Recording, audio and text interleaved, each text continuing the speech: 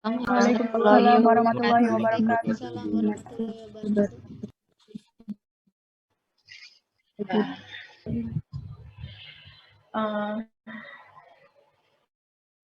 Baiklah, ini pertemuan pertama dengan saya, teman-teman semua.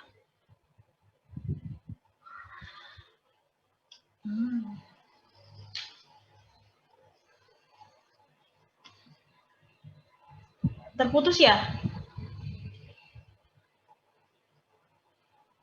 Oke, jelas nggak suara saya ya? Baik, ini pertemuan pertama dengan saya di kelas 2020, di angkatan 2020.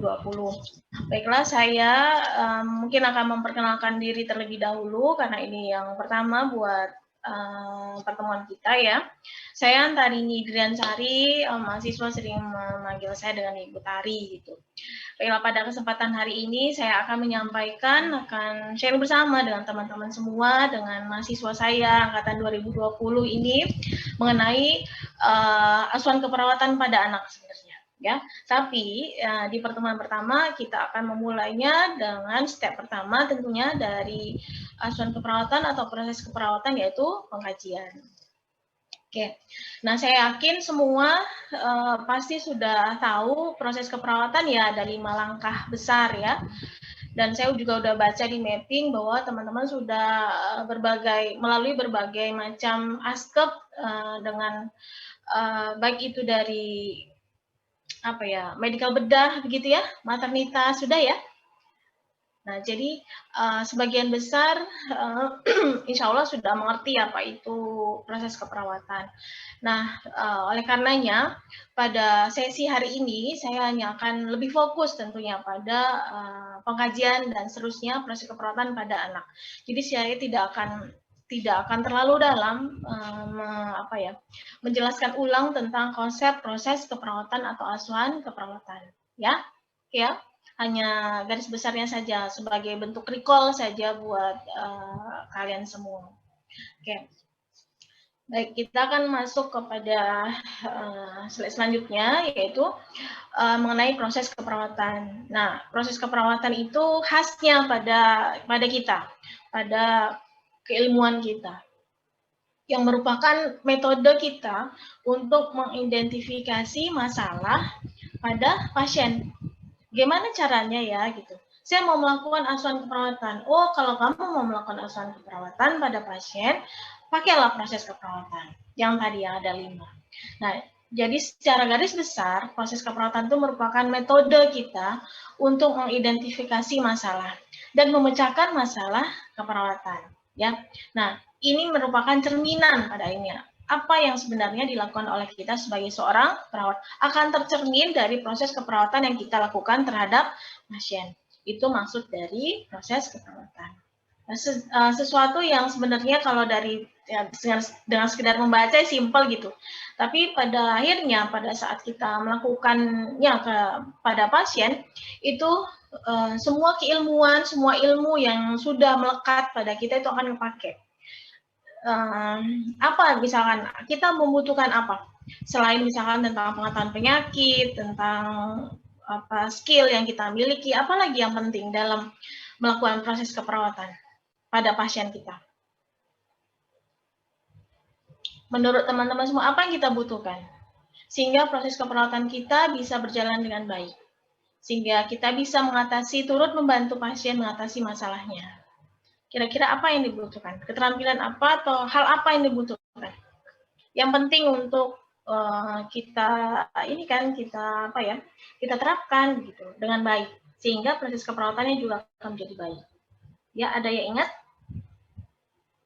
Ada yang mau menyampaikan? Izin Ibu. Ya, boleh. Mungkin komunikasi terapeutiknya, Bu. Ya, betul sekali. Komunikasi itu penting. Bagaimana kita mau melakukan proses keperawatan kalau tidak diikuti, dengan tidak menerapkan komunikasi terapeutik pada pasien. Contohnya pengkajian. Kita mau mengkaji pasien, ya, tapi kita tidak tahu bagaimana cara komunikasi terapeutik yang baik ya, apalagi pada anak-anak. Ya, pendekatan apa yang perlu saya butuhkan sehingga anak tersebut mau gitu, kooperatif gitu. Orang tuanya kooperatif dengan kita.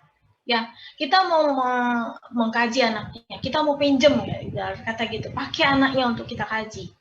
Otomatis kita akan izin pada orang tua, bukan? Kita akan berikan dulu pengertian pada orang tua. Nah, kita melakukan teknik komunikasi di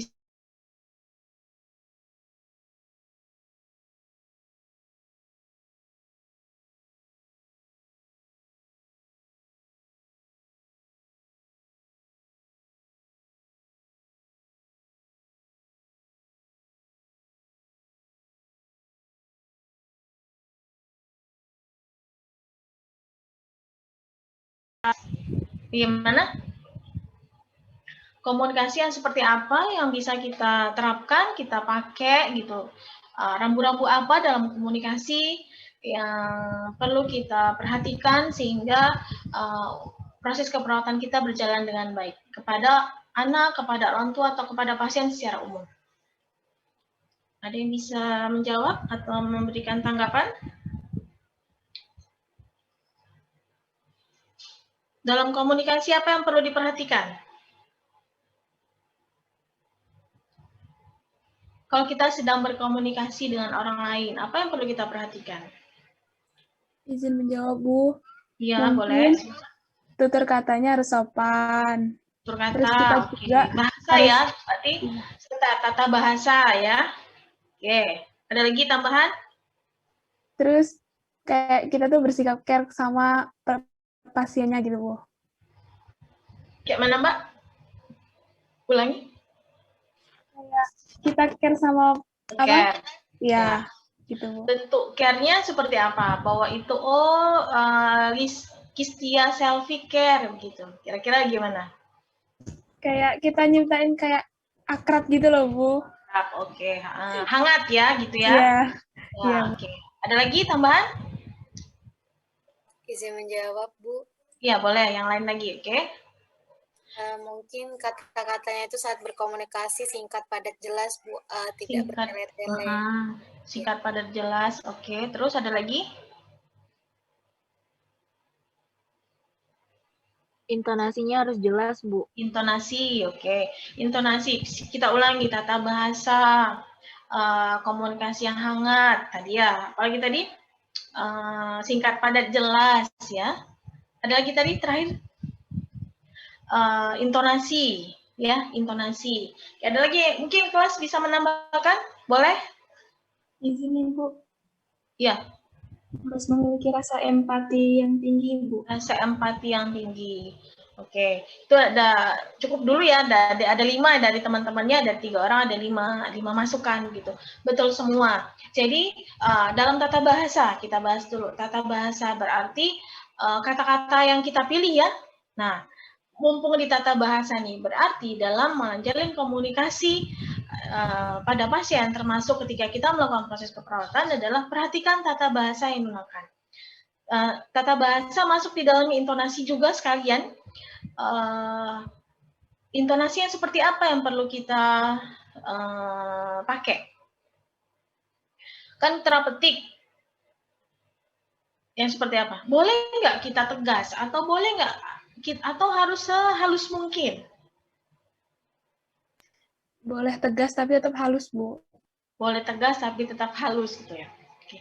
Karena begini ya, dulu ada yang bilang, kan terapeutik katanya, berarti harus halus dong ngomongnya.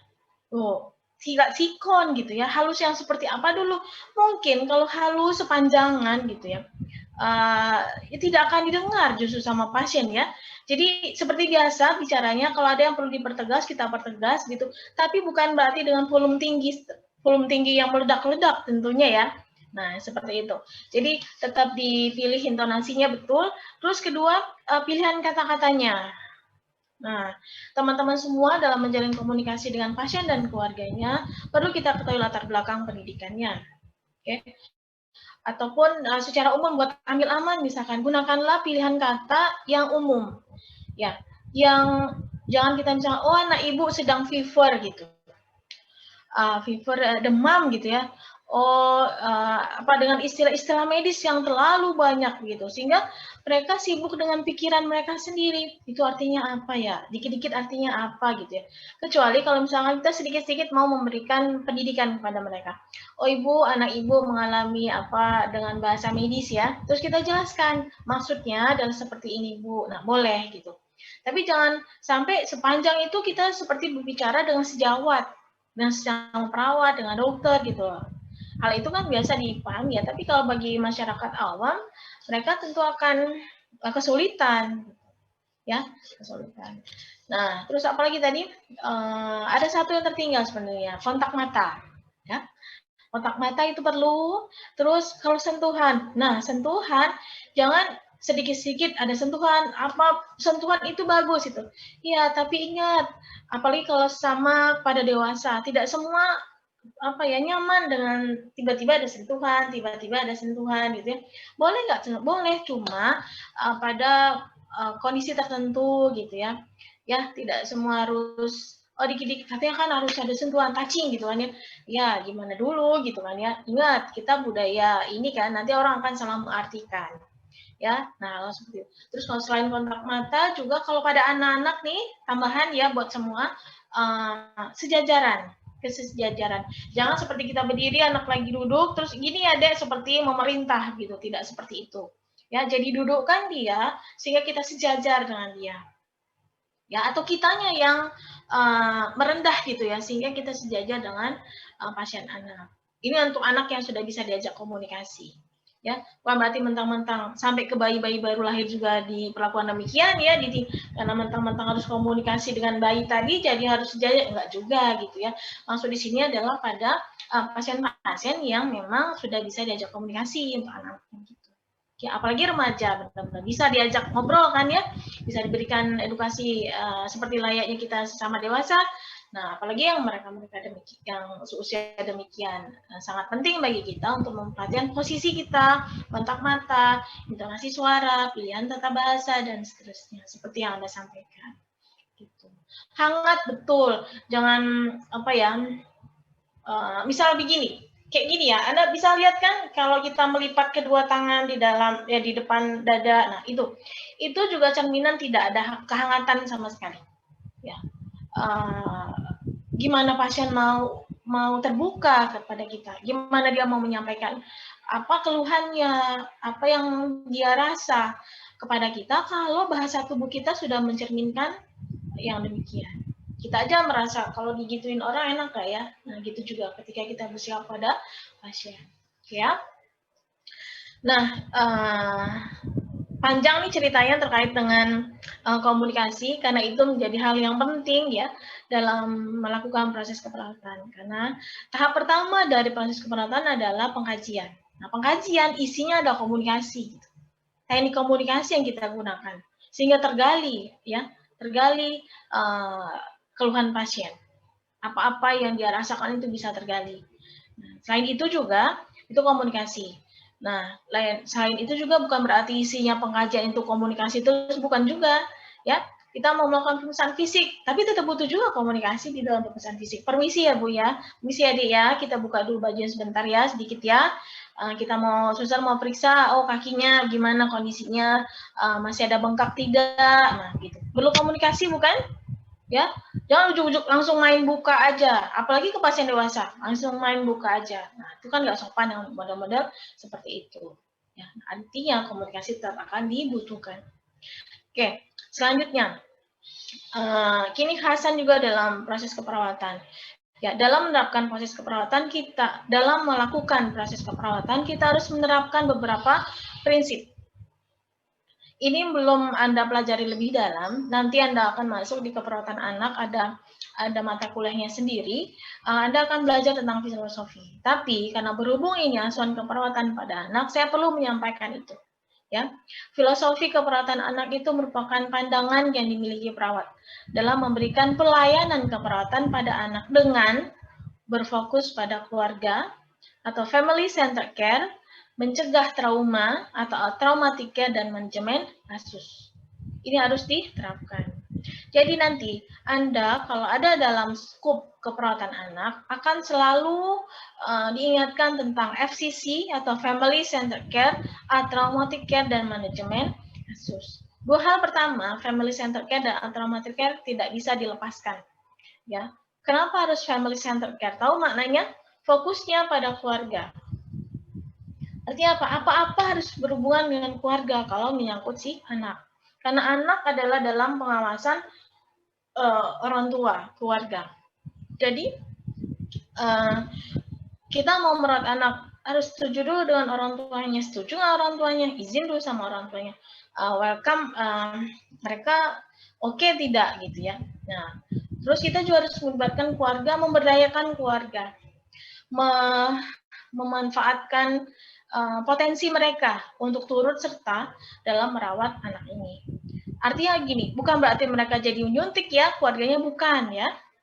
Enggak, tapi mereka terbuka gitu. Silakan, oh ibu kami butuh bantuan ibu, misalkan ibu bisa bantu anaknya nanti setelah ini untuk bisa kooperatif minum obat misalkan gitu ya. Dibantu nanti ya Bu, misalnya. Gini caranya gitu. Mau kooperatif maksudnya mau bekerja sama gitu ya, mau minum obat gitu. Bu, nanti kita akan periksa anaknya, ibunya ikut hadir menemani anak sehingga anak merasa tidak sendiri gitu ya. Ada support system yang didapat oleh si anak. Nah, itu juga bentuk pemberdayaan keluarga yang kita lakukan. Nah, itulah butuh konsep itu yang diterapkan dalam keperawatan anak, termasuk dalam proses keperawatan tentunya. Itu family centered care. Itu contoh sederhana dari family centered care. Terus traumatic care. Jangan fokus pada traumanya ya. Lihat, atraumatik. Ada A-nya. Berarti pencegahan terhadap trauma atau sesuatu yang tidak menimbulkan trauma. Ya, atau traumatik itu menurun seminimal mungkin. Ya, contoh tadi menemani keluarga, menemani anak, keluarga menemani anak tidak hanya menerapkan family centered care atau FCC, tapi sekaligus traumatic care. Karena apa? Anak merasa aman gitu. Ya. Oh, ada keluarga saya. Oh, ada ibu saya di sini. Jadi saya tidak sendiri. Jadi double gitu manfaatnya. Ya. Atau bisa juga gini, kita setting lingkungan. Oh, dengan warna-warni, dengan berbagai gambar, dengan nonton video mungkin sambil mereka diberikan tindakan gitu ya. Ada beberapa teknik nanti di dalam traumatic care. Itu juga termasuk di dalamnya. Nah, nanti kita melakukan pengkajian pada anak. Kita pakai konsep traumatic care sama FCC, ya. Ada keluarga di sisi anak, ya. Keluarga yang turut membantu misalnya itu. Memfasilitasi kita untuk memeriksa anak. Terus juga, oh anaknya misalkan punya boneka kesayangan gitu. Boleh ditemani oleh bonekanya juga. Sehingga apa? Dia menjadi turun cemasnya. Traumanya minimal atau bahkan mencegah trauma itu. Nah, itu termasuk. Jadi selama pengajian juga bisa kita terapkan, bukan bisa, memang kita harus terapkan prinsip itu. Misal nanti kita akan memeriksa denyut jantungnya atau nafasnya gitu ya. Kita harus pakai stetoskop misalnya itu. Denyut jantung deh sama nafas ya. Nah, kita mau dengarkan lapang parunya gitu. Nah, apa yang bisa kita lakukan? Gunakan stetoskop yang berwarna, ya, atau stetoskop yang ada mainannya, itu sehingga anak fokus pada mainan tersebut, sehingga cemasnya itu terdistraksi, gitu, ya dengan benda-benda yang demikian. Atau kita bawa dia ke ruang tindakan, kita fasilitasi dengan alat-alat medis yang tadi yang eye catching buat anak-anak ya. Yang menarik, yang tidak menimbulkan kecemasan pada mereka. Atau sambil ditontonkan video, itu ada juga penelitian yang demikian, itu juga tidak jadi masalah. Bagus untuk melakukan itu. Selama melakukan proses keperawatan, terutama untuk pengajian. Ya. Ada pertanyaan? Belum? Belum ya? Kalau belum ada, kita bisa lanjut ke yang berikutnya. Silakan diinternalisasi dari apa yang sudah saya jelaskan, teman-teman semua, terkait dengan asuhan keperawatan pada anak dalam hal ini nanti pengkajian. Nah, secara umum dasar pemberian asuhan keperawatan pada anak yang berfokus pada keluarga tadi artinya apa? Kita membutuhkan atau melibatkan dukungan keluarga, keterlibatan langsung oleh keluarga, kemampuan keluarga tadi, dan keamanan dan kenyamanan bersama, baik oleh kenyamanan dan keamanan dari orang tua maupun pasien itu sendiri. Ini sudah saya jelaskan tadi, sudah termasuk di dalamnya penjelasan saya sebelumnya, bagaimana dukungan keluarga, bagaimana keterlibatan mereka secara langsung ya, dan seterusnya. Nah, lantas tadi kita sudah bicara bahwa pemberian asuhan keperawatan itu diterapkan dengan menerapkan prinsip family center care, traumatic care, manajemen kasus. Satu lagi ya, tertinggal aspek legal etik. Ya, legal etiknya penting. Ya, artinya apa? Kita harus ada informed consent dari pasien dalam hal ini ya keluarga tadi, orang tuanya atau walinya yang menyetujui. Termasuk juga kalau kita melakukan tindakan misalkan operasi ya, oleh karena itu butuh untuk adanya informed consent dari keluarga. Jadi artinya tindakan kita itu sudah sesuai dengan yang seharusnya.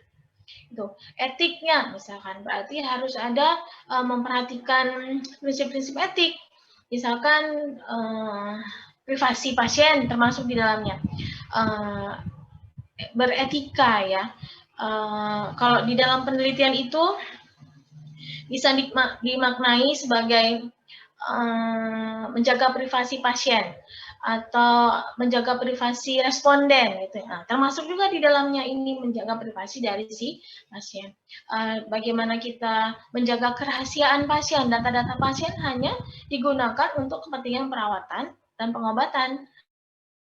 Kita tidak bawa itu keluar, kita expose itu keluar. Seperti ada kasus misalkan rekam medisnya bocor, ya, rekam medisnya diketahui oleh publik, masuk ke berita kemana-mana isinya. Nah, itu nggak boleh.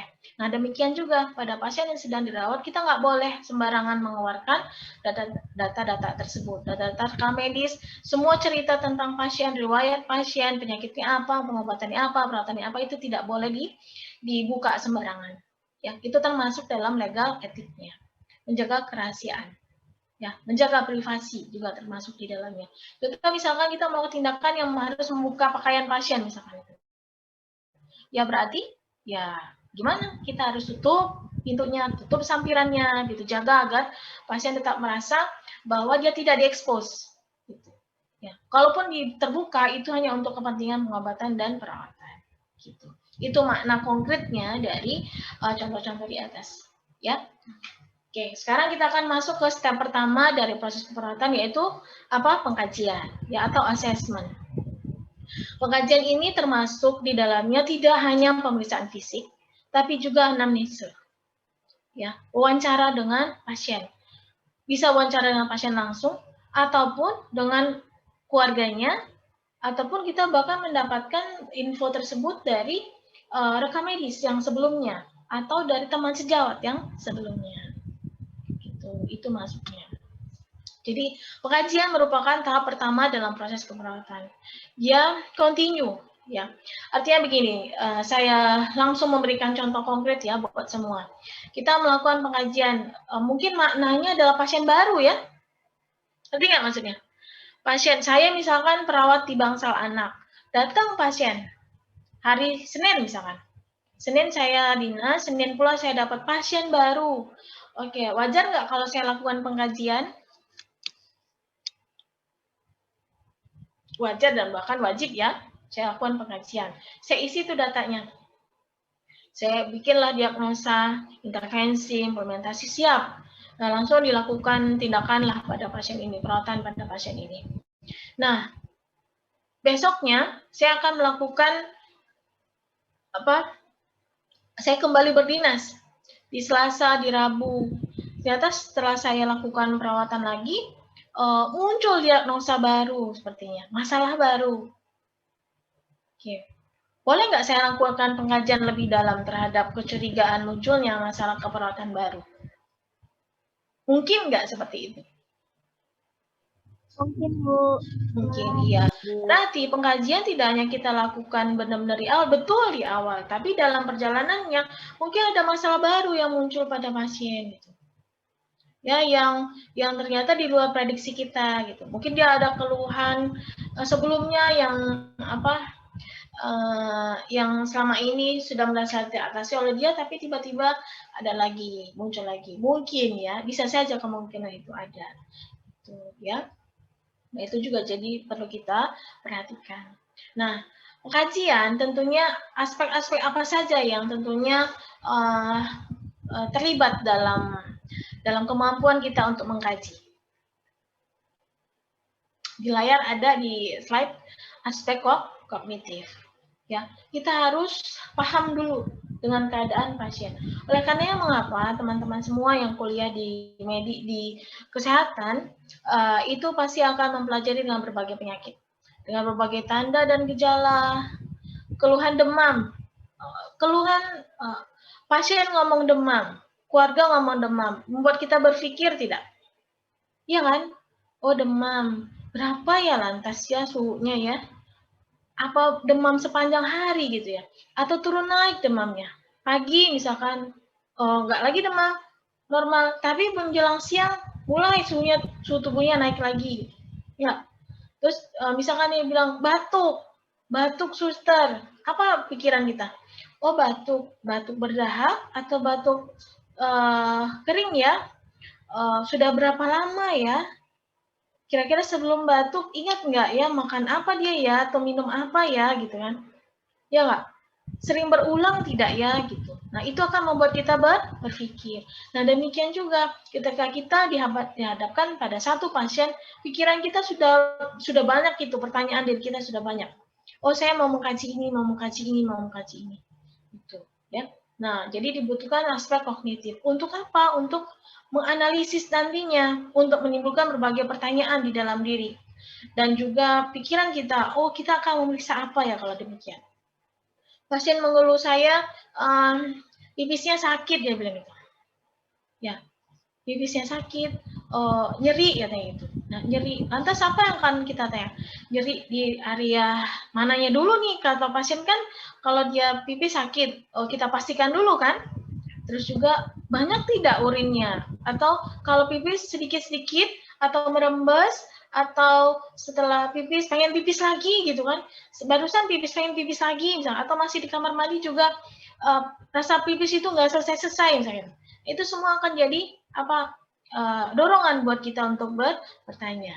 Jadi jadi perawat harus kepo ya, kepo dengan kondisi pasien maksudnya, dengan keadaan pasien, dengan penyakitnya gitu, dengan keluhannya gitu. Harus peduli. Gitu.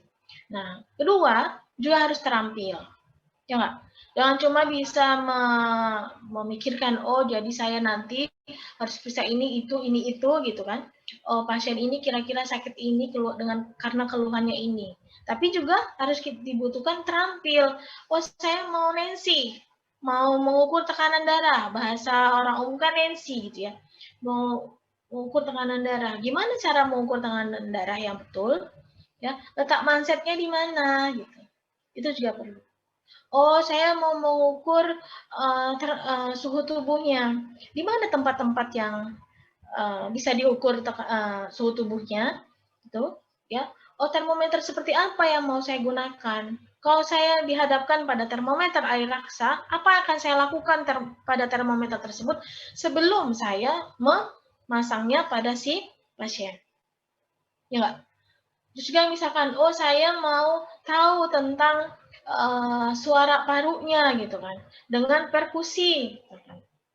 Ya, saya mau cek nih, gimana teknik perkusinya? Gitu. Palpasi, perabaan, gimana caranya ya?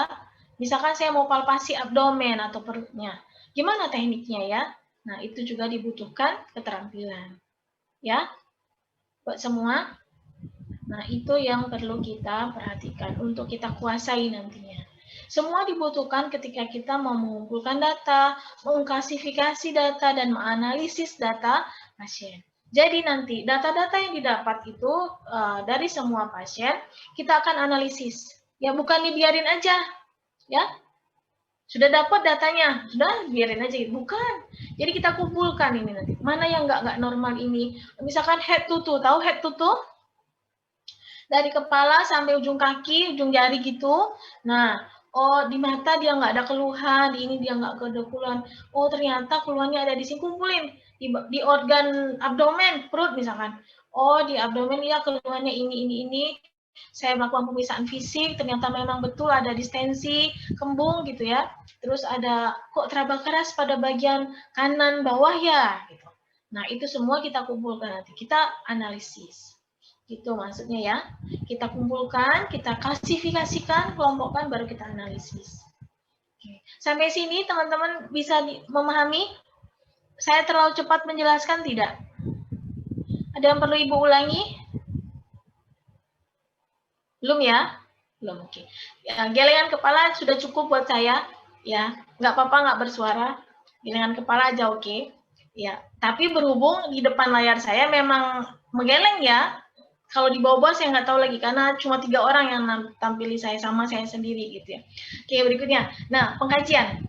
Pengkajian menjadi tahap awal ya. Dalam mencari tahu tentang data pasien. Tadi sudah saya jelaskan, bisa melalui wawancara, rekam medis, bahkan pemeriksaan fisik itu sendiri. Gitu. Ya. Kalian baru dapat konsepnya saja ya? Sudah, Anda belum praktek di lab ya? Gemes tidak belum praktek di lab? Ya.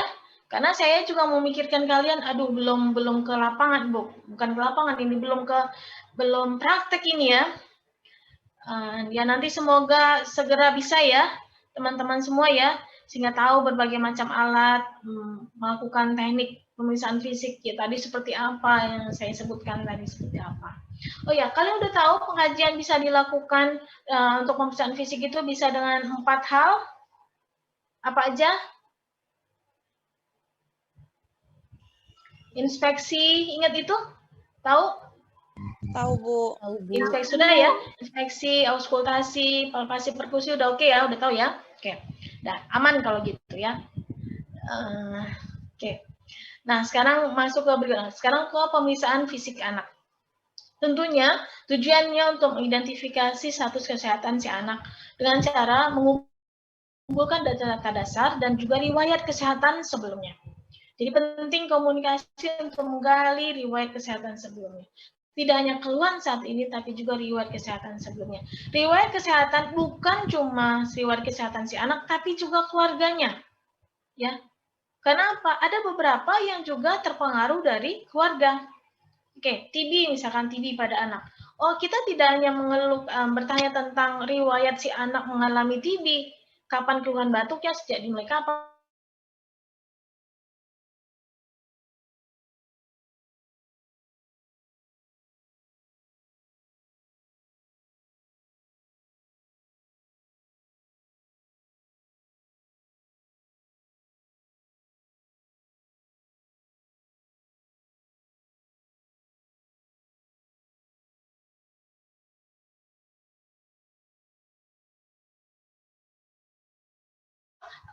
Kalau mau melakukan pengkajian pada anak, apa yang kita lakukan tentunya?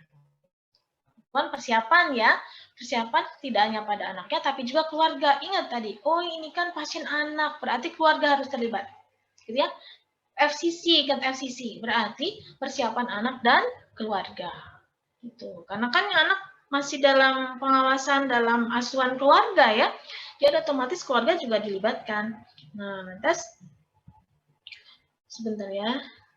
Nah, lantas apa persiapan apa yang kita butuhkan atau kita harus lakukan?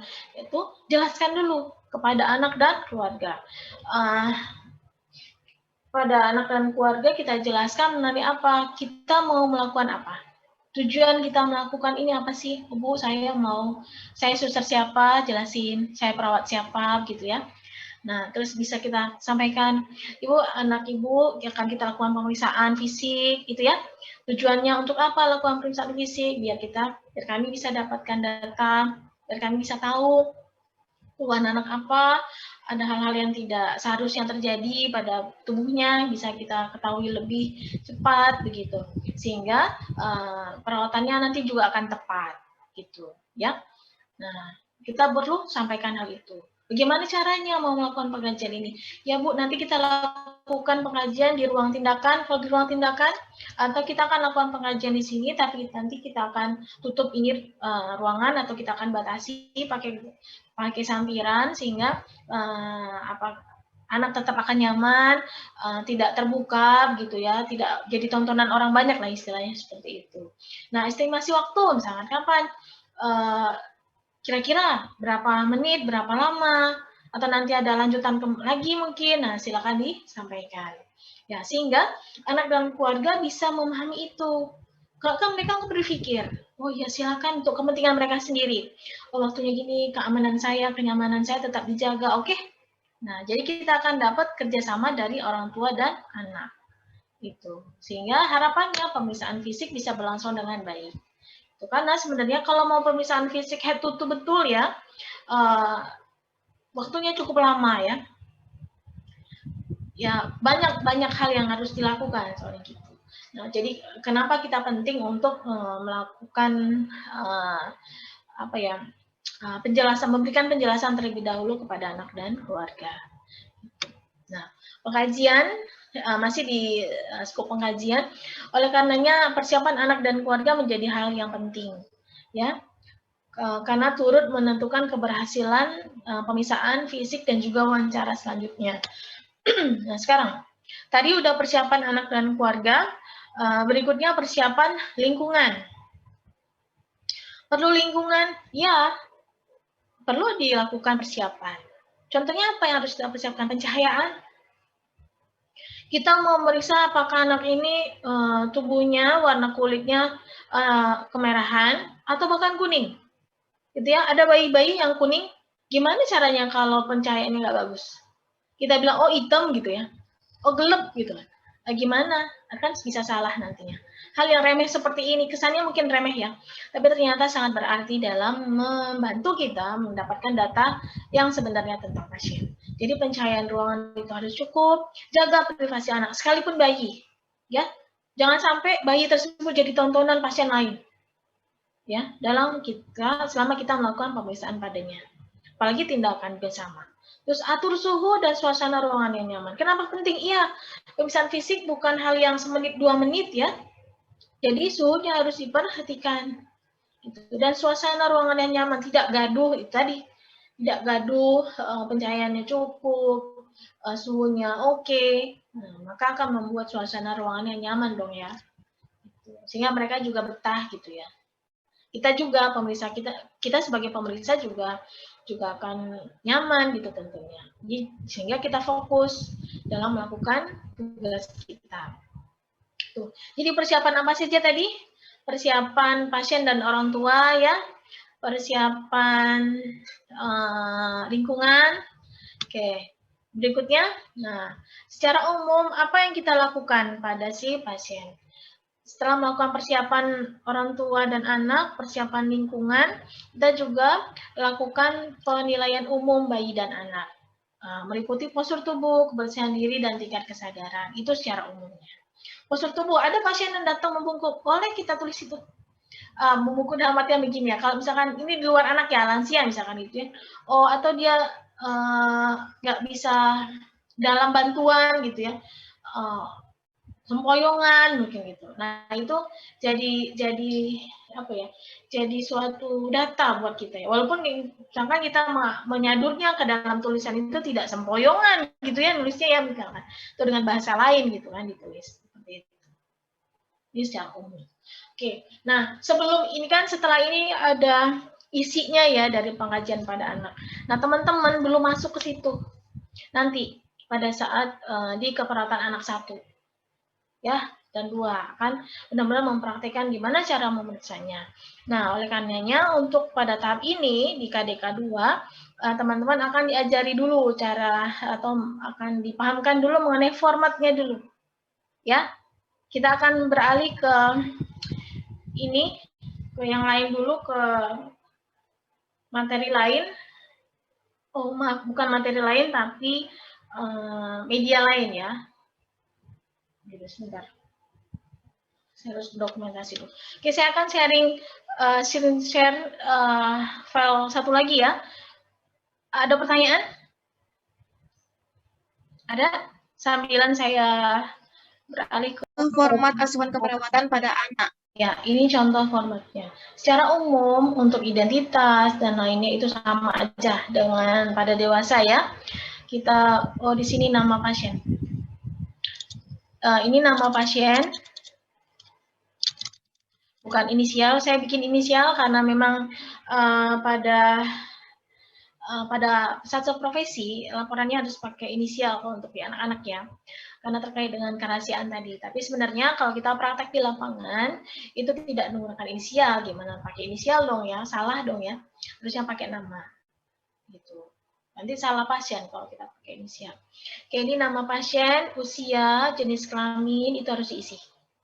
Nah, sebelumnya teman-teman harus paham dulu, nanti kok beda ya nanti dengan yang di lapangan? Iya, bisa beda-beda. Antar rumah sakit juga bisa beda dengan tampilannya, tapi isinya sama. Ya, secara umum isinya sama. Gitu. Bisa paham sampai sini? Jangan sampai salah pengertian ya nanti ya. Ini bukan berarti pakem yang dipakai di seluruh Indonesia, misalnya, bukan. Tapi ini menggambarkan poin-poin yang harus ada. Mau bentuknya kotak kayak mau ada isian checklist kayak terserah gitu. Tapi sebenarnya isinya adalah secara umum adalah ini. Jadi kita perlu mengisi identitas pasien. Identitas pasien biasanya diisi dengan nama, usia, jenis kelamin ya. Diagnosa medis perlu tahu, terus tanggal masuk rumah sakit. Kapan dia masuk rumah sakit dan kapan kita melakukan pengkajian awal. Halo? Masih bersama saya? Masih, Bu. Masih, Bu. Ya, tanggal masuk rumah sakit, tanggal pengajian itu harus tahu. Iya, hari apa kita melakukan pengajian? Karena nanti data akan beda. Besok bisa lagi terjadi dengan beda lagi dengan pasien ini. Ya, saya misalkan menerima pasien di hari pertama dia dirawat, kebetulan Senin, tulis tanggal Senin itu, Senin tanggal berapa? Ya nggak? Jadi masih ingat bahwa apa yang kita tuliskan ini bisa menjadi alat komunikasi bagi sejawat lainnya. Ya, oleh karena itu penting dalam melakukan dokumentasi termasuk dokumentasi dalam pengkajian ini. Kenapa? Nanti besok jangankan cuma sejawat kita sendiri yang besok hari Rabu misalkan atau besok Jumat ya. Besok Jumat. Oh, saya perlu buka lagi file dari rekam medis pasien. Saya mau tahu apa yang terjadi di hari Senin kemarin. Ya, apa yang terjadi di hari Kamis ini ketika besok sudah muncul. Kita sudah di hari besok gitu. Nah, apalagi buat teman sejawat kita lainnya. Oh, siapa ya perawat Senin ya yang menerima pertama kali? Oh, saya gitu. Oh, iya, baca dia. Oh, ternyata begitu pas masuk hari pertama, kondisi pasien ini demikian. Hari pertamanya kapan? Oh, Senin gitu ya. Tanggal sekian. Lihatnya dari sini. Nah, ini rahasia. Tidak boleh dibuka publik ini. Itu tadi, etik yang tadi, ingat ya? Etik yang tadi harus dipakai itu. Ini harus ada, dijaga kerahasiaannya hanya untuk kepentingan pengobatan dan perawatan saja. Gitu. Jadi orang-orang yang bisa mengakses ini adalah tenaga kesehatan yang bekerja di sana, yang terlibat di sana. Kalaupun ada peneliti dari luar, misalkan itu mahasiswa kan, suka penelitian rekam medis, gitu. Nah, harus ada keterangan dulu, kejelasan dulu. Anda bisa menjaga kerahasiaannya tidak? Itu data apa aja yang Anda butuhkan, itu yang dikeluarkan, ya nggak? Gitu. Ya, bisa dipahami ya.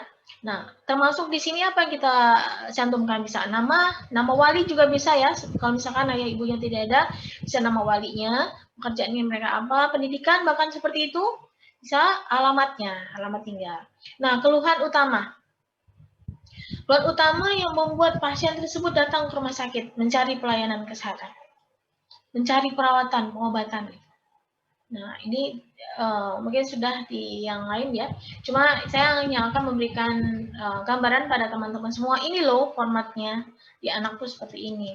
Keluhan utama dimasukkan. Misal, Bu, kan bayi pasiennya nggak bisa ngomong, misalnya itu. Ya, orang tuanya sampaikan apa yang disampaikan oleh orang tuanya, masukkan di keluhan utama.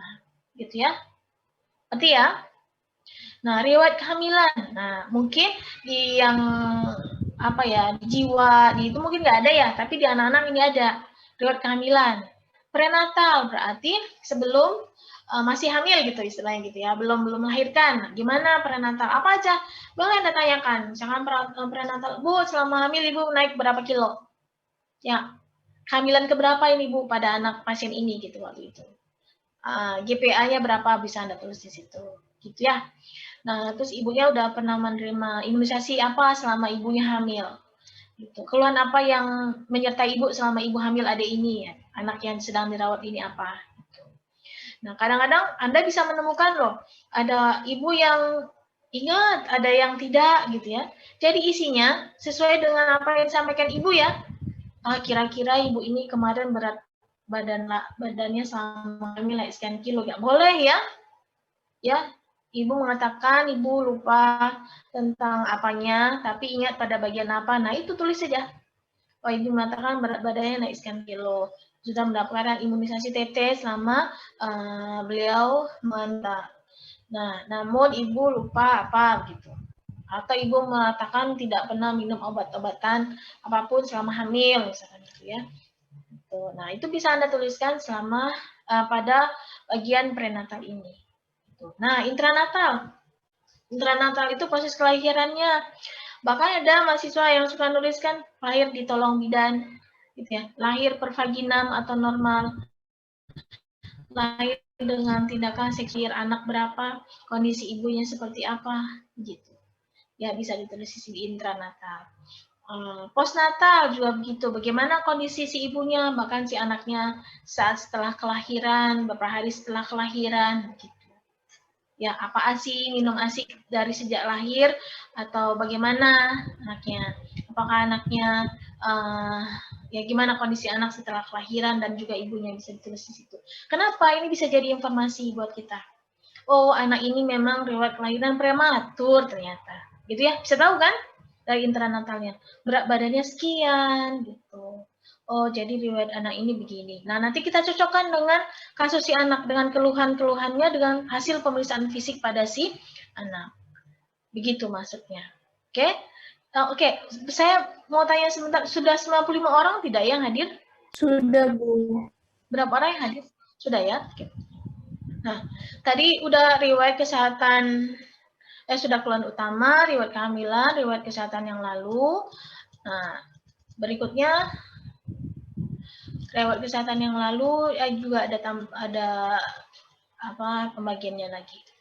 Riwayat kesehatan yang lalu, penyakit yang pernah diderita ini oleh pasien ya. Penyakit yang pernah diderita. Misal pasien ini mengalami apa DBD gitu. Boleh nggak tanya penyakit pernah diderita lainnya selama ini? Tanya melalui proses wawancara dengan orang tuanya, dengan anaknya. Kalau misalkan anaknya bisa diajak komunikasi, tuliskan di sana penyakit yang pernah diderita. Apa saja? Itu pernah dirawat tidak? Tulis di bawahnya. Dirawat di RS dengan kasus apa, Bu? Pernah operasi tidak anaknya? Oh, anak tidak pernah operasi. Nah, dari saya, tolong jangan tulis minus ya. Kalau misalkan dia tidak pernah. Tahu minus? Strip kecil. Riwayat operasi strip kecil. Apa maksudnya? Tuliskan dengan jelas. Pasien tidak pernah dioperasi, misalkan itu. Pasien pernah dioperasi 1 kali di mana karena penyakit apa gitu. Tulis. Ya, itu. Obat-obatan yang digunakan yang lalu, pernah nggak dia minum obat terkait dengan penyakitnya? Ya, atau misalkan pasien ini DM, misalkan ada DM anak-anak juga bisa mengalami DM. Oh, dia pernah DM dulu, pernah dirawat di rumah sakit ini, tulis. Ya, atau misalkan dia yang menderita DM aja, tapi nggak pernah menderita penyakit lainnya. Tidak ada penyakit lain yang diderita selain penyakit yang saat ini dialami oleh si pasien. Itu tulis ya. Obat-obat yang digunakannya apa. Oke, paham maksudnya? Karena nanti kita ada sesi praktek kan ya. Ada kasus dan nanti ya teman-teman menguraikannya gitu ya. Nah, itu begitu caranya. Nah, ini khasnya di anak-anak demikian. Riwayat alergi. Penting untuk tahu. Termasuk alergi makanan, tidak hanya obat-obatan.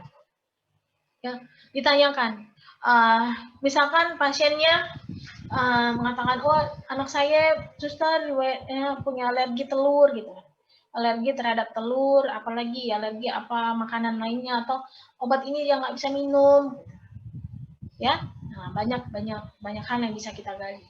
Nah, riwayat imunisasi anak, misalkan bayi, misalkan anak belum menerima imunisasi atau anak baru menerima imunisasi BCG 0 bulan, kan, usia 0 bulan kemarin, sekarang misalkan usia udah 2 bulan, misalkan dirawat. Nah, itu ditulis anak, ibu lupa. Ada loh, kita wawancara ibu ya, ada pasiennya. Ibu lupa, berapa ya, suster saya lupa anaknya ini pernah diimunisasi apa aja, gitu ya. Ya, ada gitu. Ada juga yang bilang, kayaknya yang di sini sudah, makanya ya, yang di sini sudah. BCG kan satu-satunya kan, tapi yang di paha, yang ini saya lupa, katanya berapa kalinya. Tulis saja, ibu lupa tentang imunisasi DPT apakah sudah atau belum. Tapi imunisasi lainnya lengkap misalkan. Atau imunisasi BCG sudah. Yang tetes Bu, polio kan berarti? Gitu. Jadi tanyakan.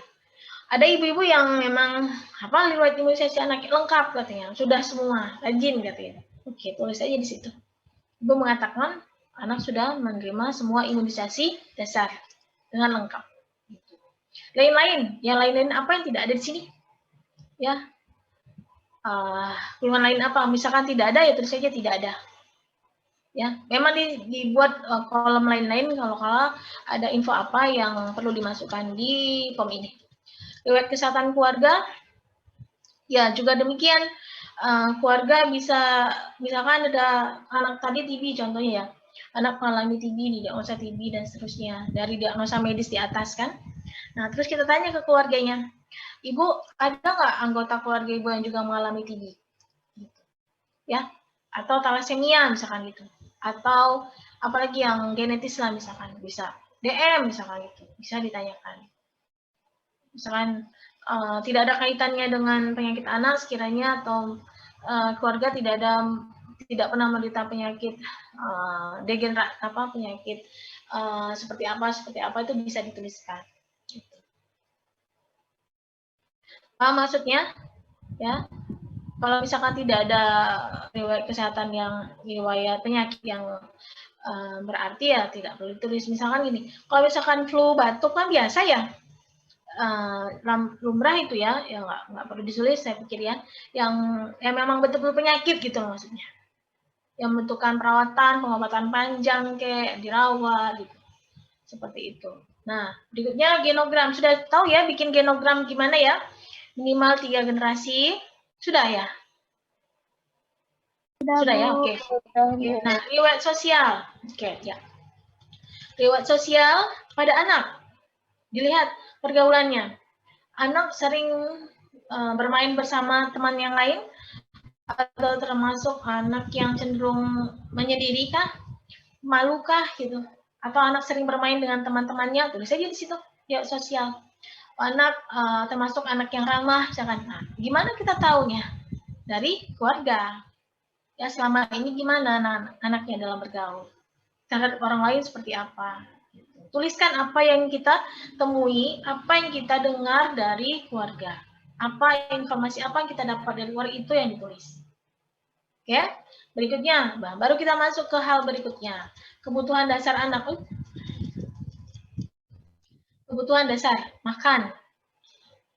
Berapa kali dia makan sehari? Makan yang berat ya. Terus ada snackingnya enggak? Tulis di sana. 1 porsi atau sekali makan 2 porsi gitu, atau setengah porsi. Tulis. Minumnya juga begitu. Tanya sama siapa? Keluarga lagi. Ya? Siapa? Berarti FCC-nya terlibat nggak di sini? Keterlibatan keluarga. Terlibat bukan? Nah, oleh karena itu perlu nggak kita jalin komunikasi yang baik sebelum kita melakukan pemeriksaan fisik dan wawancara pada anak dan keluarga? Perlu ya? Biar mereka kooperatif, mereka menyampaikan informasi yang kita butuhkan. Minumnya bagaimana? Tidurnya.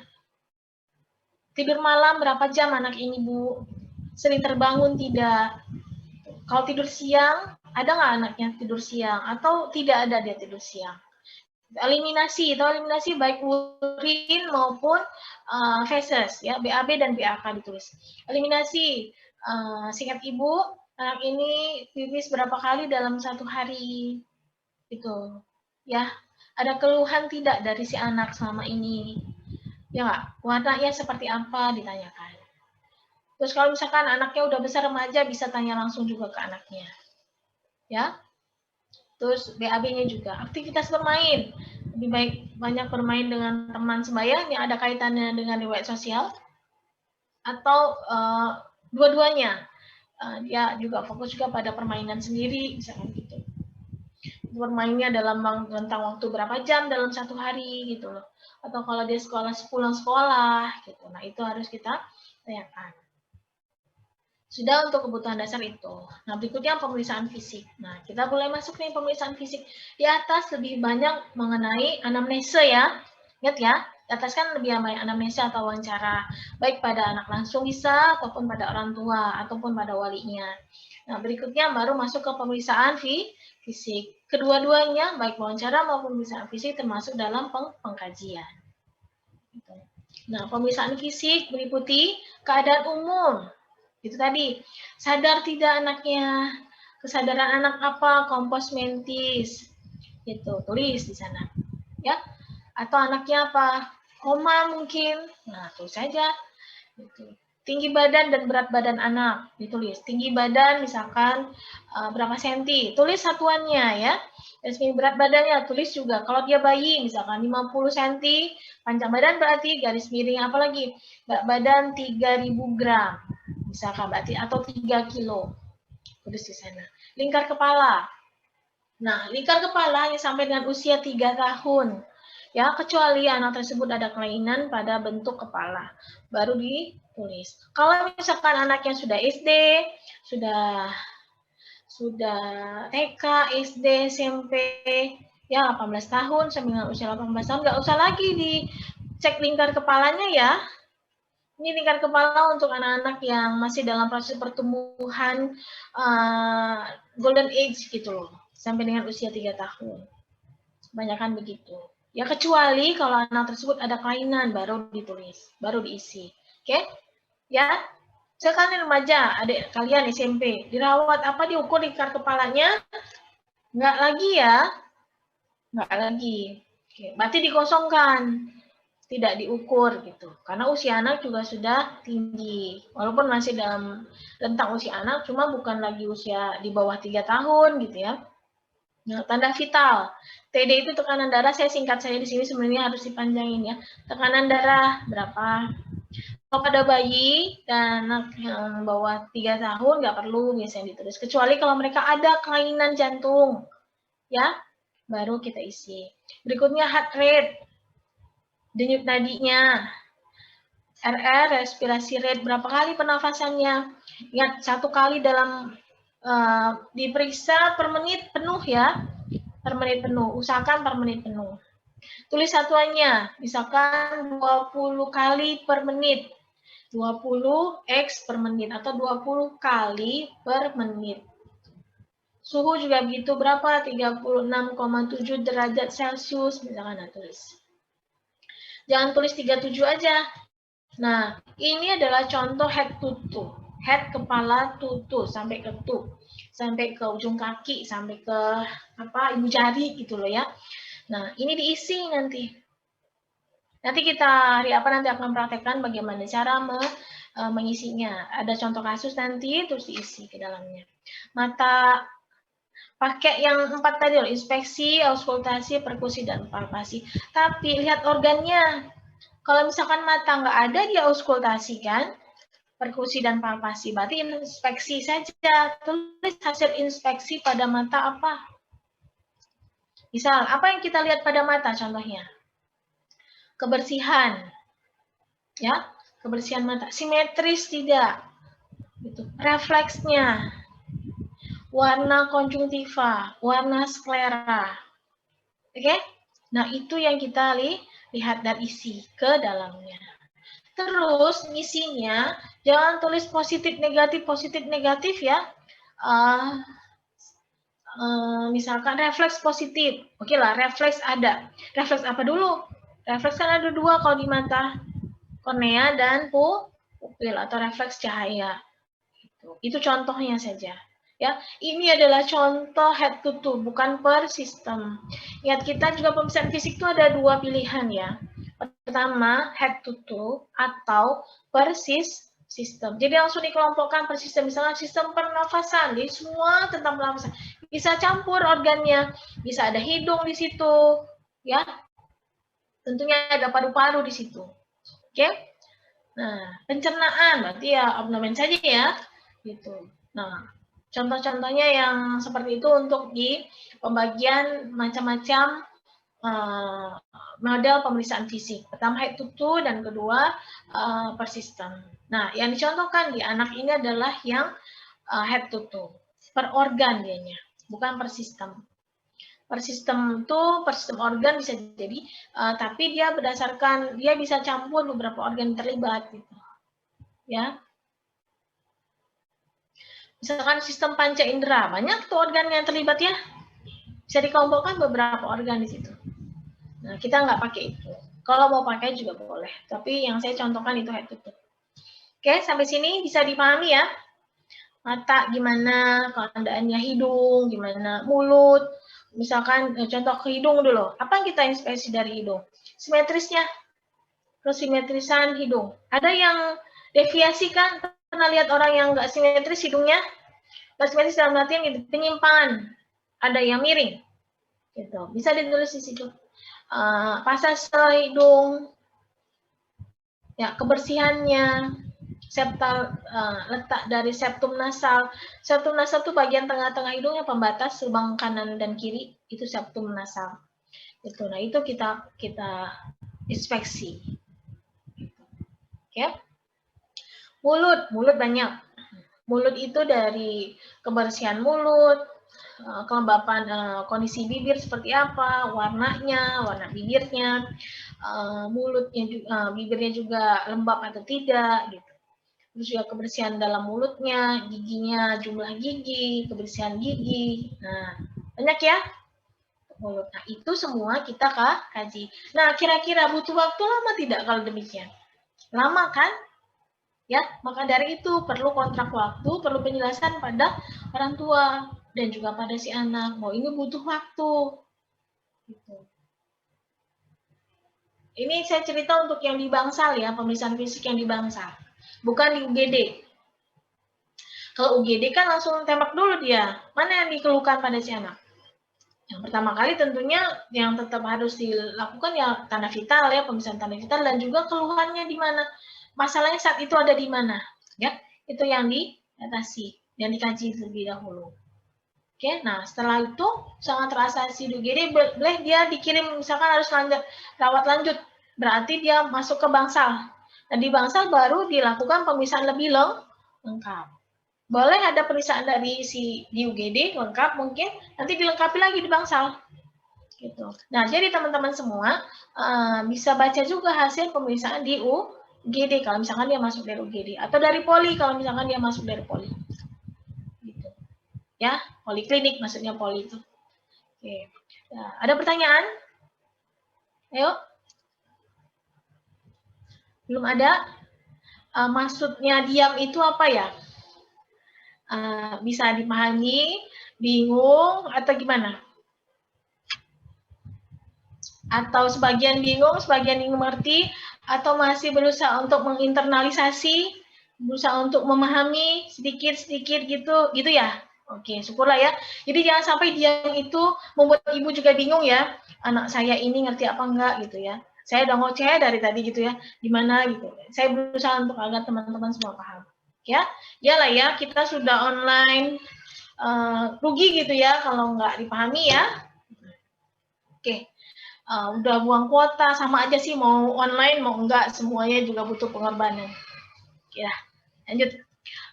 Dan seterusnya, Anda bisa lihat di sini dari mulut, telinga, dada, jantung, paru, abdomen, punggung, genitalia, ekstremitas kulit, dan lain-lain. Kulit juga begitu.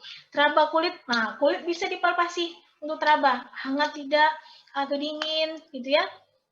Kering atau tidak. Turgor kulit bagaimana? Turgornya tahu turgor?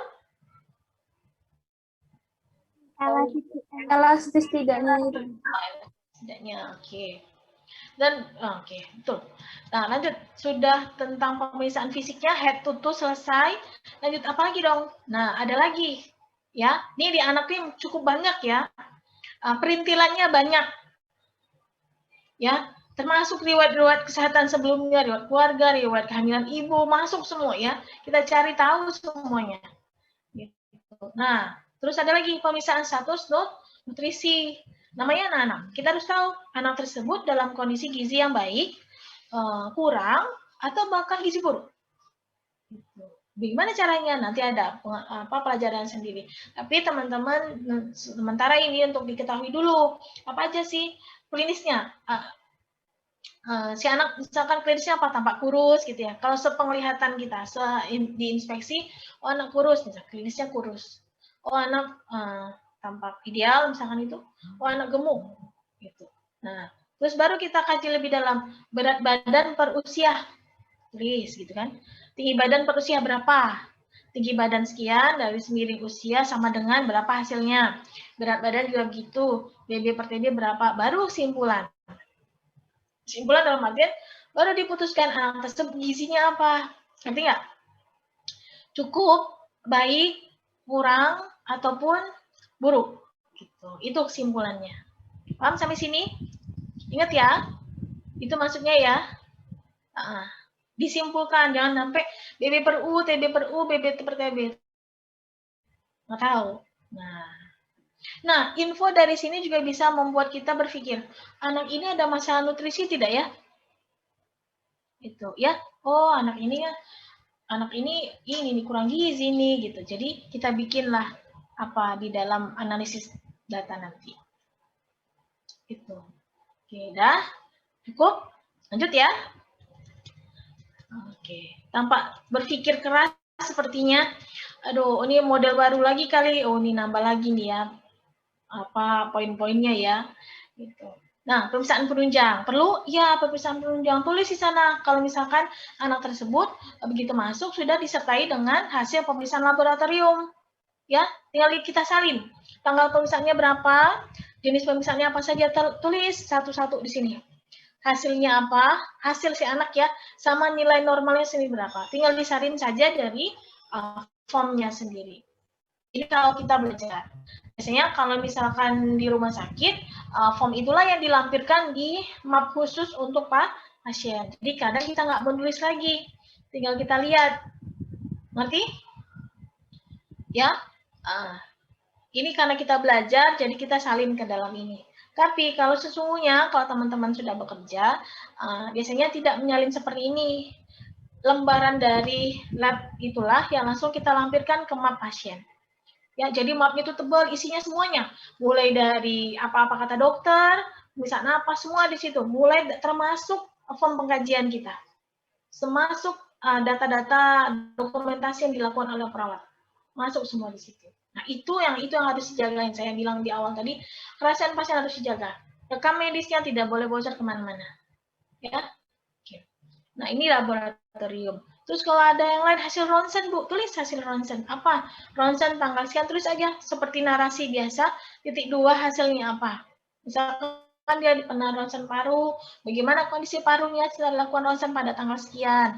Ada lagi, Bu, ada anaknya lagi ada beberapa kali, tulis berapa kalinya itu, detailnya berapa. Itu. Oke? Cukup ya? Bisa dipahami ya?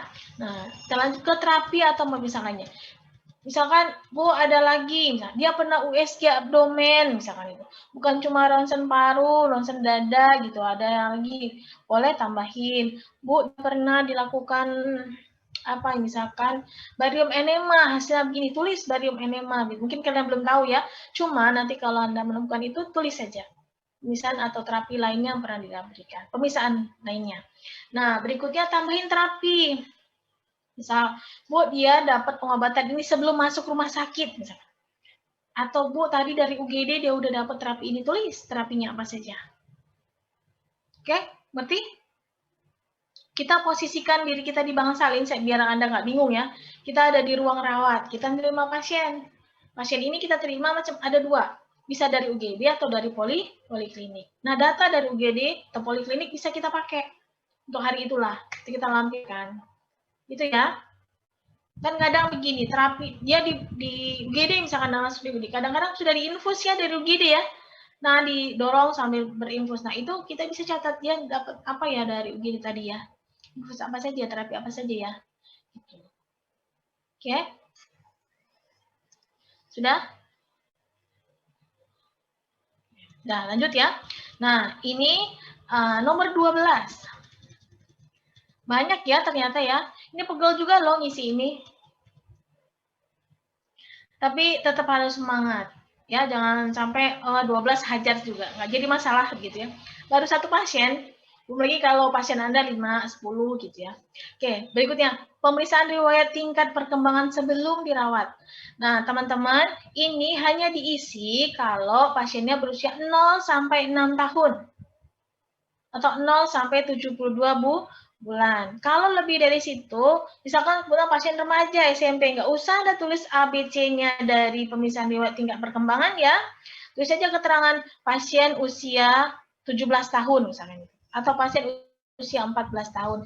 Sehingga tidak lagi dilakukan pemeriksaan tingkat perkembangan. Pemeriksaan tingkat perkembangan untuk anak normal hanya diperiksa sampai dengan usia 72 bulan. Atau 6 tahun. Isi itu kalau misalkan dia di bawah 6 tahun. Ya, oke? Ngerti ya? Ya. Nanti Anda akan nerima ini insya Allah di keperawatan anak buah tentang perkembangan. Bagaimana mengkaji perkembangan anak menggunakan KPSP salah satunya itu juga. Nah, nanti baru masuk ke rumusan masalah. Oh, ini saya delete dulu ya.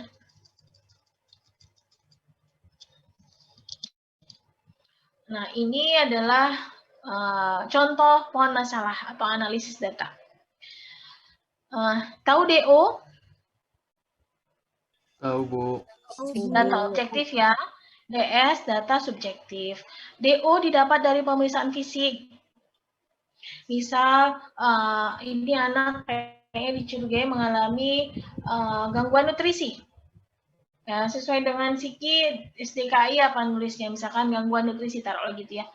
Nah, berarti DO-nya disebutin, kita cari tahu, lihat dari si pengajian tadi, berapa tadi BB-nya? Ya, BB sebelum sakit berapa? BB setelah sakit berapa? Oh, menurun sekian kilo. Oh, gizinya saat ini berada pada ini. Tuliskan di sini, nah, DO-nya. Ya nggak? Nah, data penunjangnya apa saja? DS nulisnya bukan isi DO. Bukan hasil pemeriksaan fisik kita. Apa yang dikeluhkan oleh si pasien, ya? Atau apa yang disampaikan oleh orang tua. Jadi nulisnya begini, ibu mengatakan bahwa anaknya apa? Anak mengeluhkan apa? Saya pikir sudah tahu itu ya. Nah, seperti itu. Itu yang ditulis. Misalkan anak mengalami, baru berikutnya ini dulu. Analisis data setelah oke di sini baru analisis data. Tahu web of causation, WOC? Nah, itu dituliskan perjalanan singkat penyakit di sini sehingga muncul yang namanya masalah keperawatan. Misalnya di bawah ini tertulis anak mengalami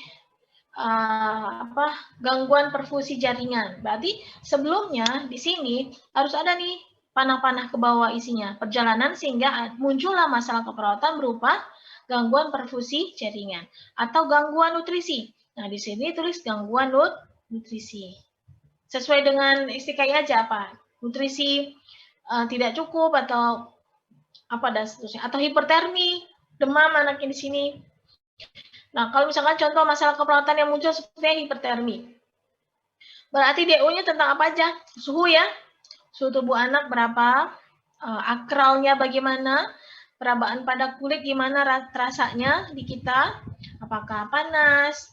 Atau apalagi ditambahkan di sini keluhannya juga, misalkan anak pengeluhkan badannya demam, ibu mengatakan anaknya demam sudah berapa hari dari sejak belum masuk rumah sakit, misalkan itu. Nah, tulis di DS, yang DO yang sudah kita temui. Nah, baru lanjut ke pohon masalahnya. Gimana tuh munculnya hipertermi ini? Gimana perjalanannya? Apa tulisan di sini? Turun lagi panah, turun lagi apa? Muncullah namanya hipertermi. Baru di sini tulis salin hipertermi. Satu-satu ya. Kan tadi sesuai dengan yang disampaikan di awal. Kumpulkan data, Sudah dikumpulkan, kita klasifikasikan. Ini makna klasifikasi nih di sini nah. DODS ada berapa kira-kira muncul? Ya Kak? Sudah diklasifikasikan, baru kita analisis nih, baru muncul masalahnya apa simpulannya. Baru setelah ini kita buat diagnosanya, termasuk dengan cara memprioritaskannya. Gitu. Sudah sampai sini pengkajian deh. Kalau di bawahnya sudah masuk ke diagnosa. Ini kan tulisan diagnosa. Gitu. Iya, ada pertanyaan? Anda boleh internalisasi dulu. Kira-kira apa yang masih bingung atau ada yang perlu ini saya ulangi? Kalau ada yang perlu saya ulangi, nanti saya ulangi. Penjelasannya maksudnya. Yang saya terakhir ya, sama Pak Jaji ya untuk komunitas ya. Setelahnya ada lagi tidak? Tidak ada ya? Sudah semua ada ya? Jiwa sudah, KMB sudah. Oh jiwa belum? Jiwa belum. Oh jiwa belum ya. Nah itu lain lagi nanti. Ya pemodelannya lain lagi. Oke tetap semangat ya. Angkatan 2020.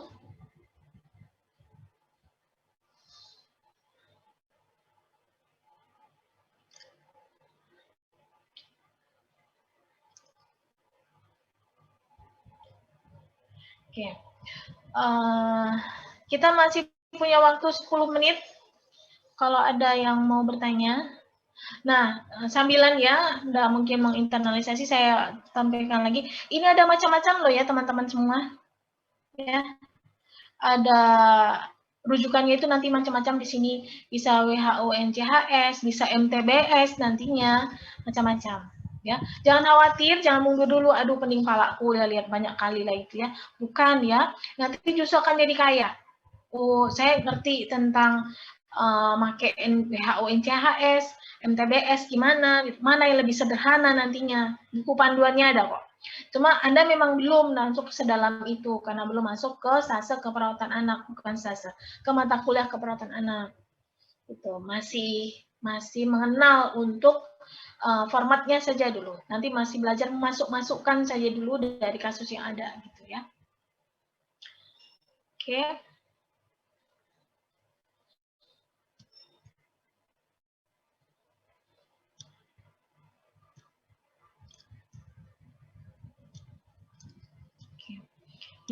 Oh ya, nanti untuk di neonatus beda lagi ya. Saya pakainya perlu ke neonatus dulu ya. Sebentar. Tahu neonatus? Nah, sebelum kita masuk ke neonatus, saya tanya dulu. Tahu neonatus? Ya tahu? Tahu pembagian usia anak? Bayi baru lahir, betul. Nama lain neonatus? Newborn. Ya, newborn. Jadi bayi baru lahir atau newborn atau neonatus. Itu disebut bayi baru lahir. Jadi perawatan anak itu sebenarnya sejak dikonsepsi ya sampai dengan usia 18 tahun. Cuma kalau di rumah sakit tentunya kita nggak pada saat dia konsepsi itu ranah maternitas ya. Kita setelah lahir ya. Jadi pembagian anak itu banyak tentangnya. Pertama, 0 sampai 28 hari disebut neonatus atau newborn atau bayi baru lahir. Lebih dari 28 hari sampai 1 tahun disebut bayi atau infant. Sudah? 1 sampai 2 atau 3 tahun, 1 sampai 3 tahun itu disebut apa? Toddler. Toddler. Tahu tulisannya TODDLER. Toddler. Ya. Berikutnya lagi. Nah, dari tadi 1 sampai 3 tahun ya, sekarang 4 sampai 6 tahun atau 4 sampai 5 tahun ada yang begitu. Ada 2 dia tuh ya. 4 sampai 5 ada bilang 4 sampai 6. Antara itulah. Itu sama-sama disebut dengan preschool atau prasekolah. Ya. 6 sampai 12 tahun itu school atau usia sekolah. Oke. 12 tadi sudah, 13 sampai 18 tahun itu remaja.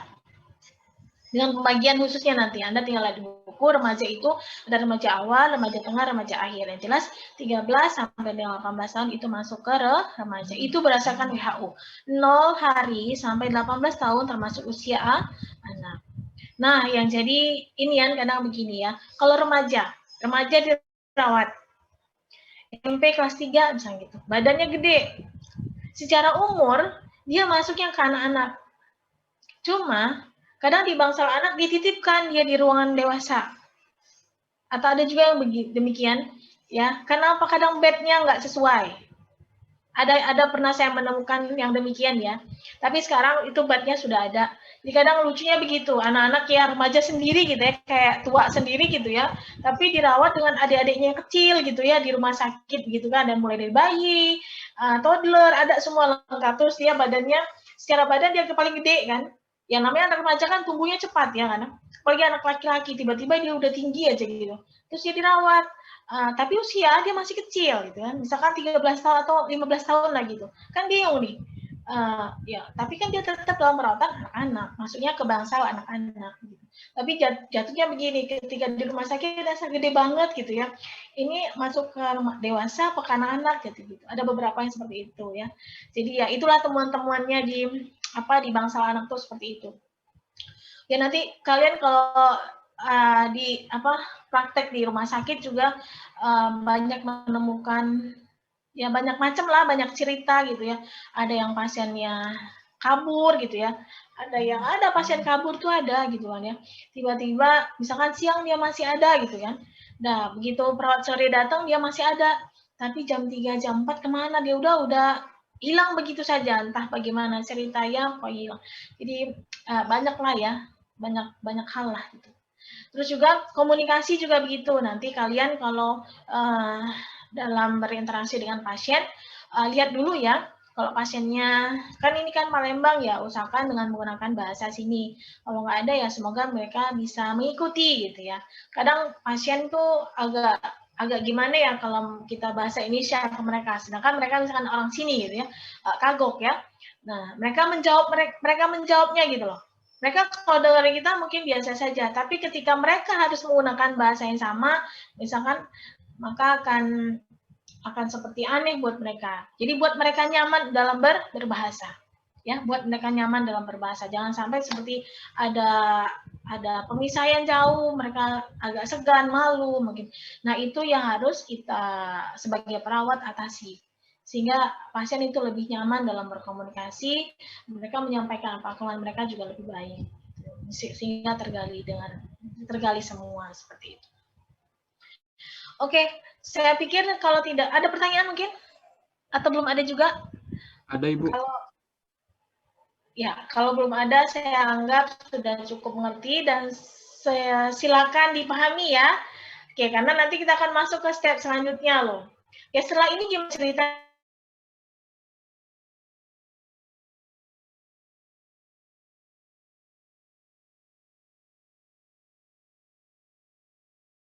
Mana tadi neonatus ya? Oke. Nah, ini neonatus sedikit sebenarnya. Sedikit tapi cukup berarti. Sama seperti di atas, neonatus, ingat ini pada neonatus. Oke. Nah, ini yang sama, keluhan utamanya iya, riwayat prenatal, ya, riwayat persalinan dia lebih detail. Kalau pasien kita neonatus atau bayi baru lahir, ya, ini, Anda bisa lihat kan? Lebih detail lagi, komplikasi, obat-obat. Kalau tadi kan cukup satu narasi saja. Tapi kalau dia ini didetailkan lagi, golongan darah ibu. Kenapa kaitan dengan golongan darah ibu? Karena kaitannya dengan keluhan anak nantinya. Ada anak, kalau kita menemukan anak-anak yang ABO inkompatibilitas, maka kita butuh golongan darah ibu berapa, ditentukan berapa. Kayak trauma dan lain sebagainya. Persalinan juga begitu. Dia akan lebih didetailkannya lagi.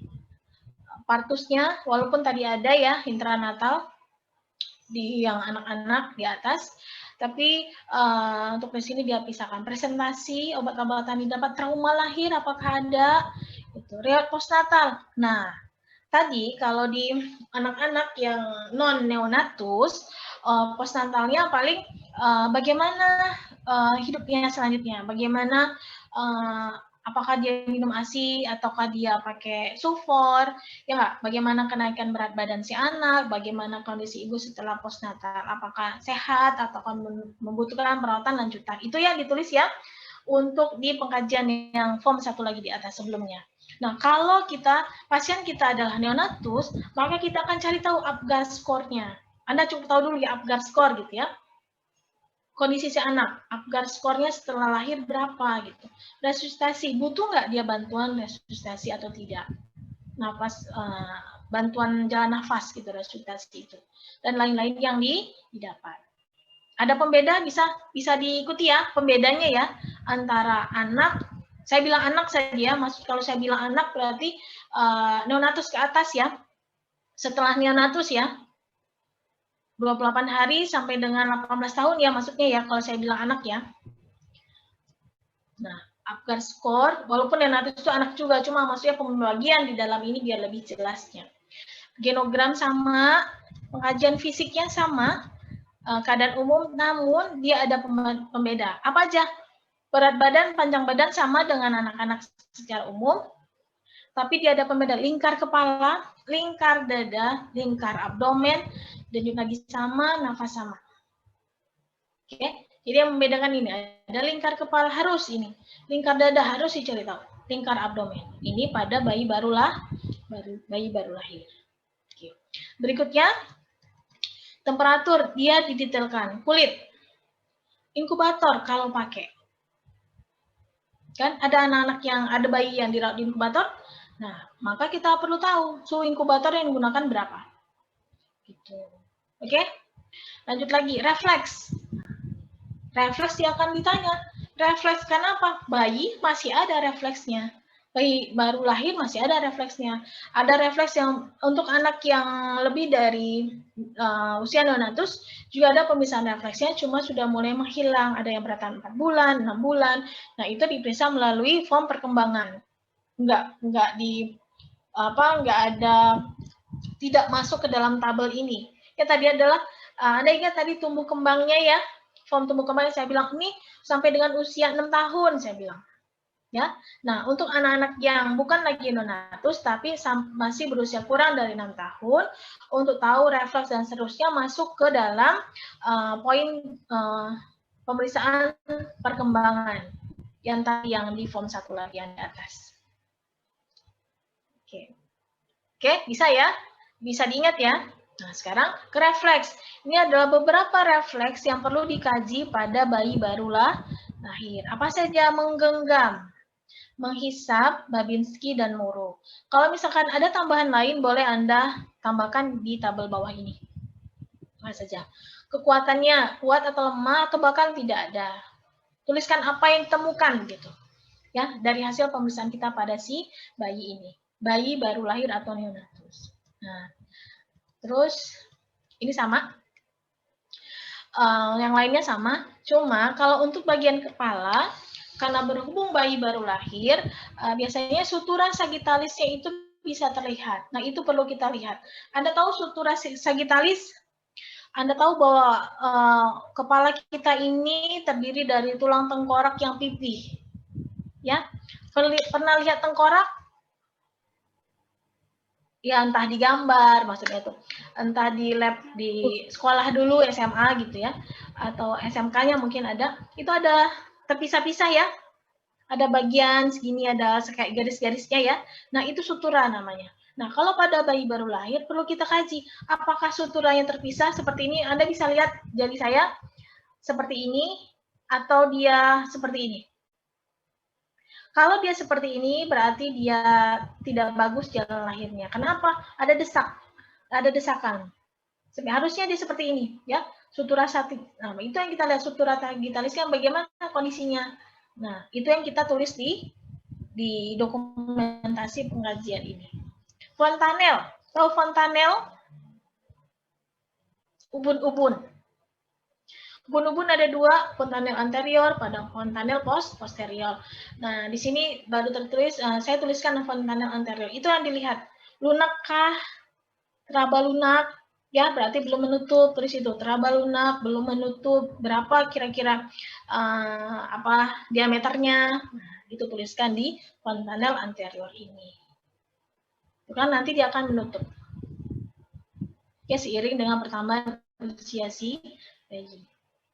Usia ya 2-3 bulan. Oke. Sudah? Nah, berikutnya sama, yang lainnya sama seperti usia anak lainnya, pembagian usia anak lainnya sama. Oke, itu aja yang berbedanya sampai situ. Jadi berbedanya pada riwayat kehamilan ibu ya, prenatal, internatal, postnatal yang lebih detail. Yang kedua juga terkait dengan dengan kondisi ininya, keadaan umumnya atau antropometrinya, ada tambahan lingkar kepala, lingkar dada, dan juga lingkar abdomen. Sebenarnya sama, terus ada tambahan untuk inkubator kalau menggunakan. Ya kalau menggunakan, kalau tidak ada ya kosongkan saja, tidak menggunakan inkubator. Dan refleks, ya refleks sama kepala ada lagi. Dan oh ya, tolong dicatat di catatan Anda masing-masing tambahan ya. Refleks pada beberapa organ, yaitu mata, telinga, leher, dan ekstremitas. Ya, itu adalah beberapa refleks yang harus disertai, yang harus diperiksa dalam hal ini pada bayi baru lahir. Dan juga, ya, terutama untuk bayi baru lahir. Oke.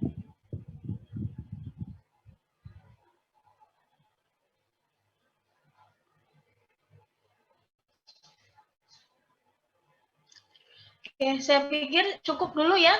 Nah, ini baru saya closing nih. Ya, tadi saya kecepatan closing, lupa sendiri gara-gara terdistraksi dengan apa ya. Setelah menjelaskan neonatus tiba-tiba jadi lupa. Oke, kita akan lanjut nanti, tapi silakan dulu dengan Pak Jaji untuk pengajian ya kalau nggak salah ya, atau apa ya. Untuk dengan saya cukup dengan sampai dengan sekian dulu. Kebetulan lebih juga waktunya 8 menit, nggak jadi masalah. Oke, demikian kalau teman-teman semua silakan internalisasi, insya Allah kita akan ketemu pada kesempatan selanjutnya. Oke, demikian dari saya. Selamat pagi, Assalamualaikum warahmatullahi wabarakatuh. Waalaikumsalam warahmatullahi wabarakatuh.